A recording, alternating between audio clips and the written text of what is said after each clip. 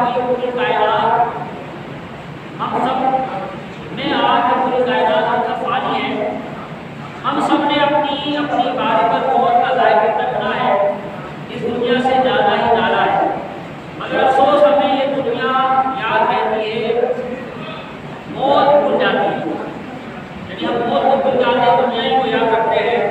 یہ بھی خود کو بھول جانا ہے کہ ہم اللہ پاک کی بارگاہ میں حاضری کو بھول جائیں. اے عشرت میں ہو کر قبر کے سب کو تاریخ پڑھے، ہم بھول جائیں. اللہ پاک کا نبی کو فرماتا ہے حیات دنیا فاليوم ننساهم كما نسوا لقاء يومهم هذا.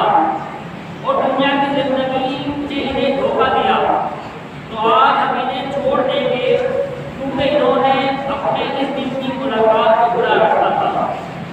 اللہ کو پتہ چلا کہ دنیا کی آخری بار زندگی کے دھوکے میں آ جائیں، یہاں کی عیش و عشرت میں کھو جائیں، قبر و آخرت کو بھول جائیں.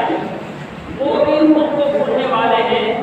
روزے قیامت میں انہیں بھی نظر نامہ سے محروم کر دیا جائے گا. یعنی اللہ تعالیٰ کی نظر نہیں بتایا، انہیں چھوڑ دے گا.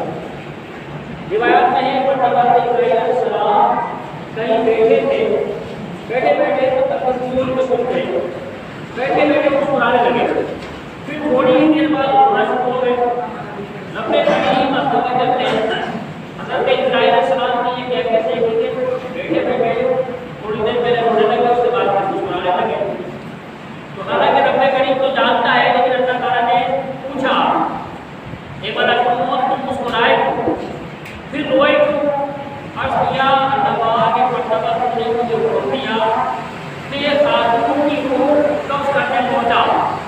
میں نے دیکھا وہ روح ایک استار میں تھی، اس کے ساتھ اس کا روح کا بچہ بھی تھا. اس کے علاوہ دور تک کوئی موجود نہیں تھا.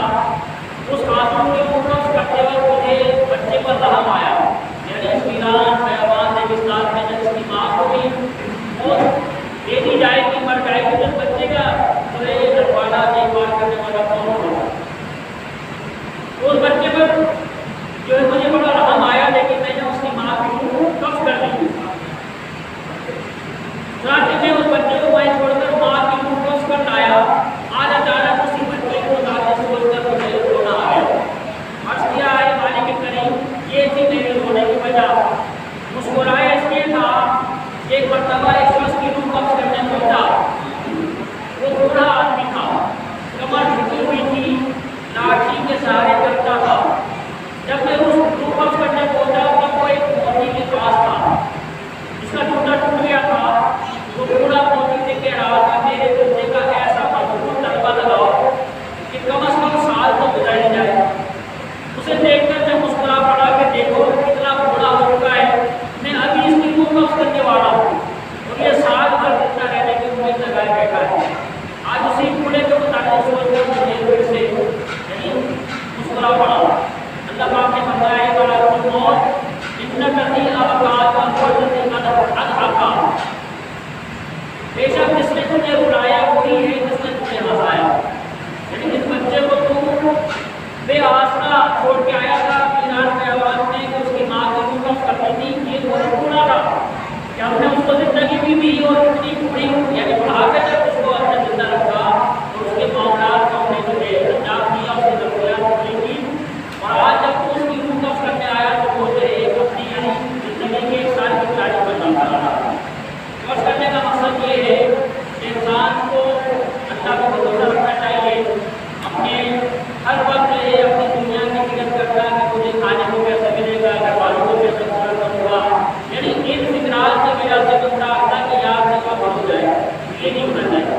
اللہ کا بھروسہ رکھ کے اپنی جو ہے فکر کو آج بھی کرے، لیکن اس حد تک کہ ہندو اس کو نظر میں اور اس کے بعد اللہ کی یاد میں شروع ہو جائے.